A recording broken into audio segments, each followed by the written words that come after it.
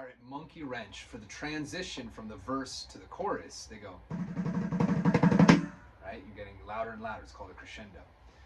So the way to do it is on bar 4. So we go 1, 2, 3, 4, 2. I'm going to slow it down. 3, 4, 3, 2, 3, 4, 4, 2, 3, 4. Okay, recognize that?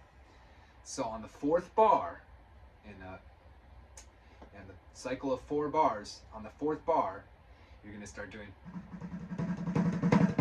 right? And then you go boom, boom, pow. Okay, so let's practice together. It's going to go 1 E and a 2 E and a 3 E and a 4 E and a kick, kick, snap. So it goes 1 E and a 2 E and a 3 E and a 4 E and a kick, kick, snap. And you can keep this going at the same time.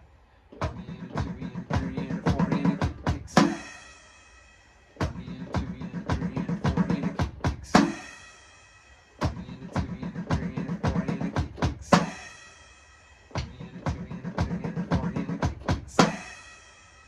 Okay, have fun with that. Well, let me show you where it is in the song.